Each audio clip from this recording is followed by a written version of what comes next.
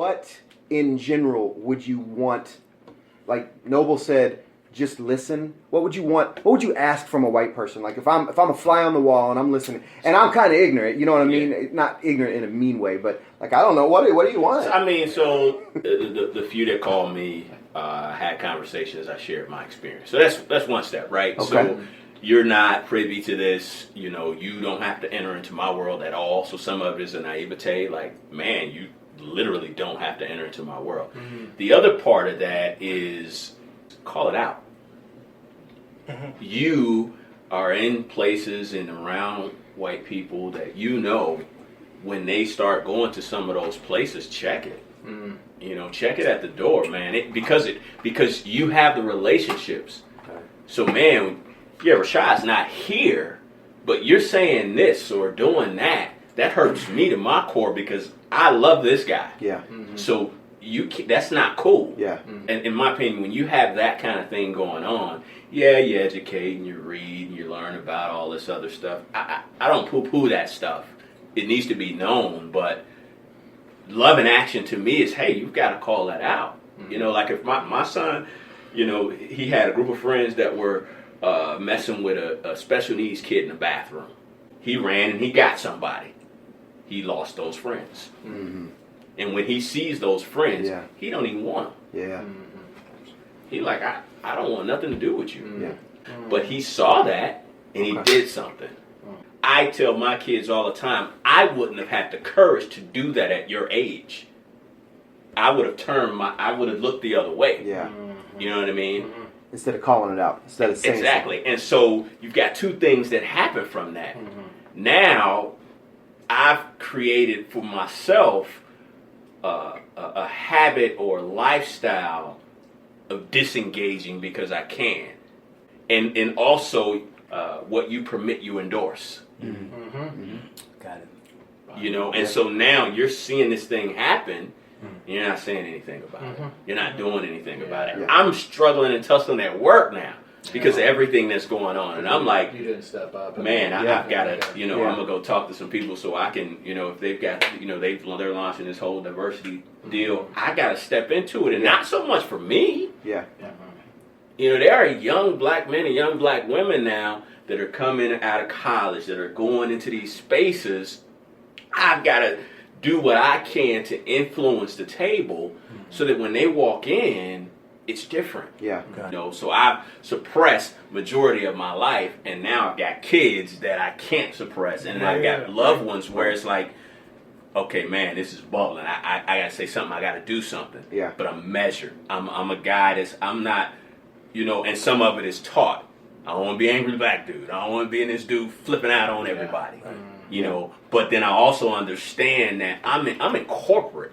Mm-hmm. You know what I'm saying? So me going in corporate and flipping over a table or anything like that ain't gonna do nothing. Get me escorted about that boy. You know what I'm saying? So with extra security. You know what I'm saying? Right. So you've got to say something. If you don't say something, it's like you're good with it. Right. You know what I mean? And this is a new term, like they call it anti-racist now. I started seeing that. I was like, oh wow, I ain't never heard that before. That's a new thing, and I kind of like the concept. You know what I mean? I was I get that. That's because I have so much hope now because I see so many white people engaging in it. Okay. Engaging in the dialogue. In my lifetime, I've never seen that. So white people, yes. In my lifetime, and I'm young, I'm about to turn 40, so I'm like, well, has this ever been like this? Like, I'm not sure. And so to see that is fun. I'm on a group, it's this racial understanding group on Facebook, and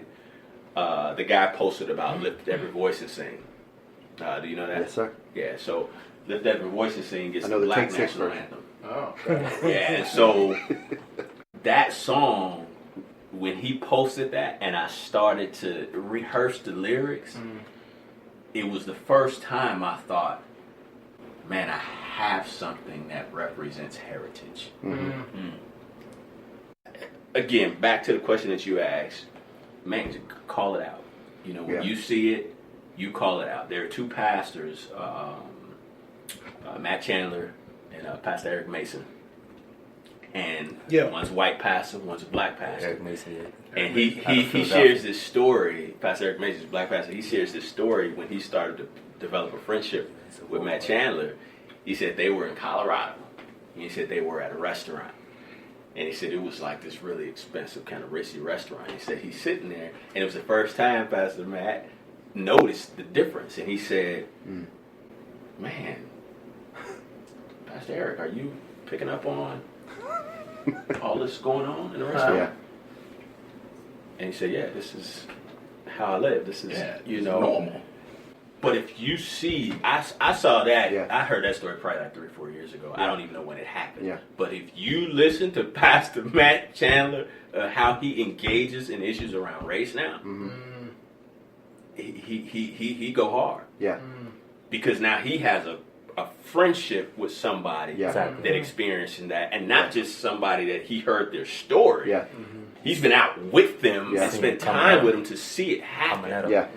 And the flip side to that is you're going to have, this is not, like we always say, we're not monolithic people. He mentioned that in terms of the culture. You're going to have people that may not experience that.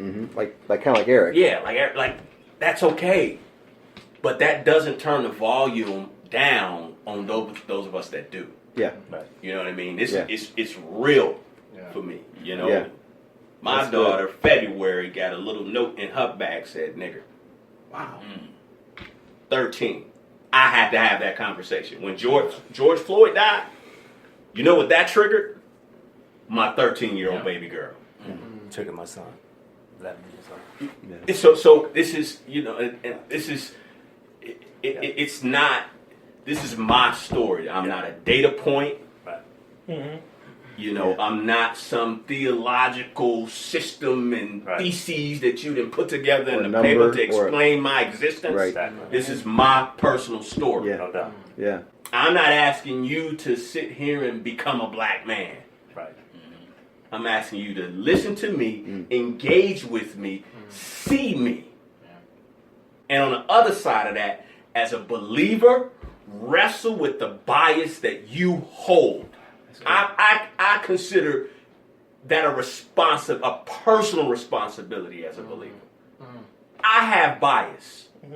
If I show up in a place, I'm aware of my bias, and I have to check it at the door. All the bias that I learned growing up, Yeah. I think of like when my son defended that's the first thing I thought about was like, damn, when I was a kid, man, we used to laugh at that. And what nobody like, Shy, that ain't cool, man. Yeah. Hey, dude, that ain't nice. Yeah. And so I have to, as an adult male, as an adult black male that has bias and prejudice, when I walk into a place, especially as a believer, I have to check my bias. I have to go into those dark places of my soul that hides the sin that we don't talk about on Sunday, we don't talk about in group on Monday. I have to get around people that can also call me out on it and that I can love and trust and wrestle with those dark parts of my soul. Because I don't want anybody to see it, but somebody needs to see it. Yeah, right. And what does James say? Confess your sins to one another and pray so that you may be healed. Yes, sir. That's right. Yes, sir. Racism is sinful. It's sinful. And it's not, it's in the sky, it's a spirit. It infects the hearts of men where when I walk into a store, you treat me different. Where my son, all he wants to do is play, you see him different. Or if he's acting, he's polite. Oh, you have such nice kids. What else is he supposed to be?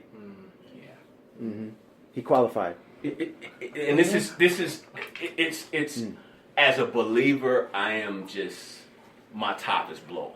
Yeah. Because everything I know and as I've learned, in my last, 18 years as a believer, I have to go deep. Be transformed by the renewing of your mind. When you confess Jesus, when I look at the individuals in the Bible, they were knuckleheads. But when they encountered Jesus, it wasn't, some of it was instant, some of it wasn't. But it was a constant wrestle. It was a constant, hey, without Jesus, I am sinful. I have things in me that need to be burned out through my embrace of the cross and embrace of this man and this person of Jesus. It's sin. It's gotta go.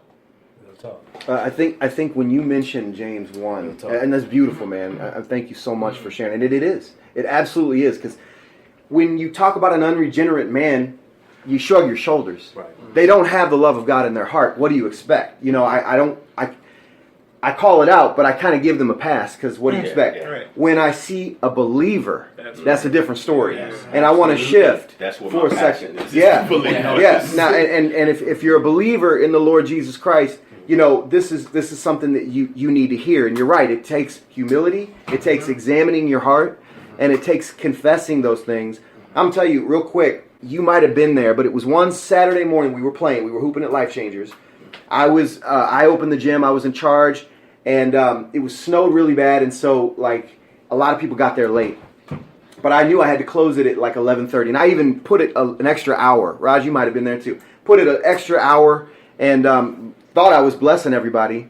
And I was like, all right, last game. You know, I had to call it out. Last game, and you know, I had to be responsible. I had the keys. It was different than I knew they weren't going to like it. And one guy out there, he goes, "What? Last game?" And he's still playing, and he's looking at me in my eyes.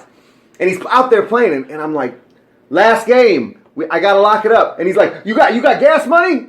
You got my gas money? And he's like checking me, right? And I'm ready to like, and Richard James, what's up, Richard? Richard James is sitting next to me, and Brian Sewell are sitting both next to me. So I got my covering, you know. And I'm like, I was ready to you know, and he goes, just chill for a minute. Just chill. Richard James has a mercy gift, in case anybody didn't know. And he's like, just chill for a minute. Just chill for a minute. Hold on. Just don't say anything. And so I'm calming down. He's out there playing, and then the game ends, and everybody kind of didn't want to end, and that was about it. I'm locking up. Everybody's taking, you know, wiping the sweat off, and it's kind of calming down. That young man approached me, and he said, it was sweet, dude. He said, you know what? I apologize for that. I was so wrong.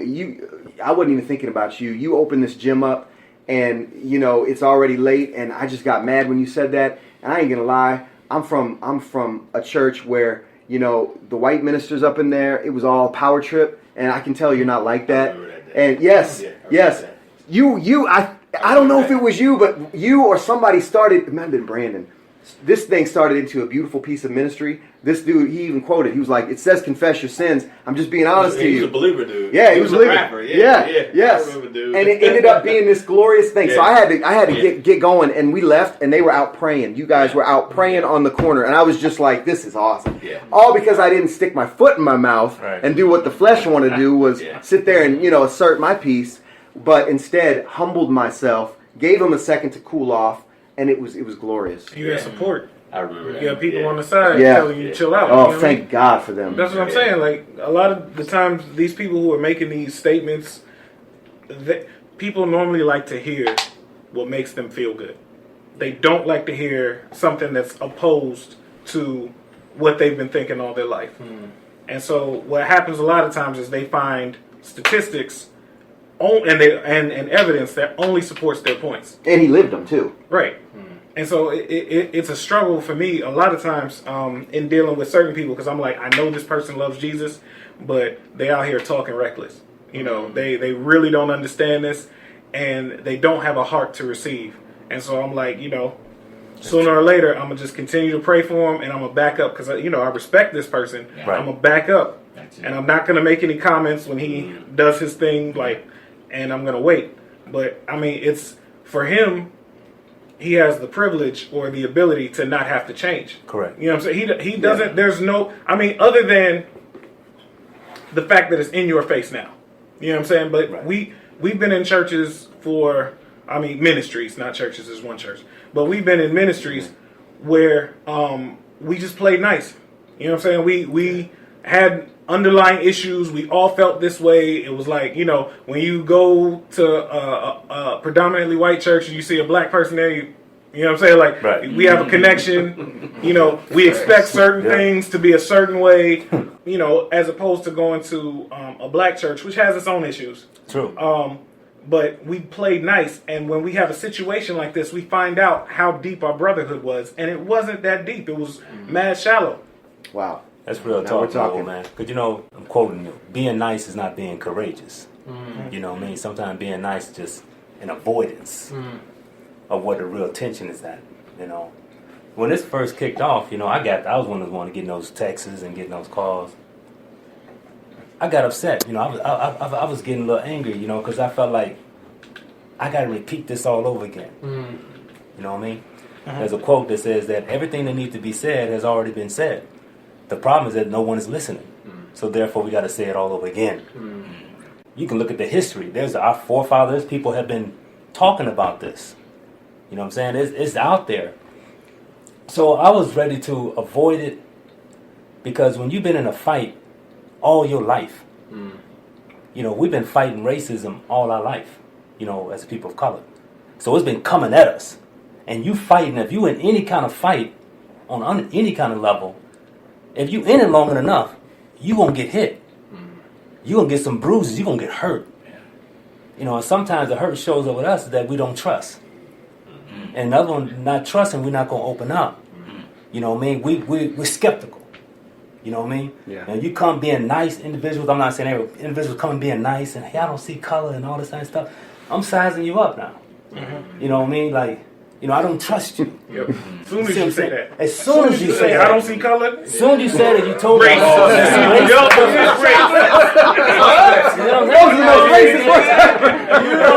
chocolate? Yeah. Oh, you know what I'm saying? So if you don't see color, you don't see me. If you don't see color, you really don't see me. You don't see a lot of me. But that makes sense now because of what they. Sorry, but y'all talking about is like I'm just a dude. You know what I'm saying? Because you got the privilege to just be a dude. Like whereas like to us, I'm like black, Puerto Rican. Right. Puerto Rican from Dominican. Right. In New York, every Latino is Puerto Rican. You know what I'm saying? Asian. You know what I'm saying? Like we are constantly aware of race and how we interact in those situations. Whereas you don't have to do that. So I get it now. Like I really didn't see that before. But like to say I don't see color, I thought that was just your permission to avoid any type of conversation because that's what normally happens. That's what normally happens. So Wow. getting back to the point with the healing, I appreciate that. That I think that as believers, I'm speaking from a redemptive point of view. Yes, sir. Okay, that there needs to be deep healing. Okay, and I think not just our brothers, our white brothers and sisters, but also our brothers of color. You know what I mean? They need to be because we've been hurt. Yeah. We've been wounded. Some of us angry. Some of us are bitter, and all of us that have experienced racism, that have been a victim of it, we're qualified to share our experience with anybody. Hey, this is my story. But not all of us are qualified or even capable of leading people to healing because we have not experienced a depth of healing within our soul. All right.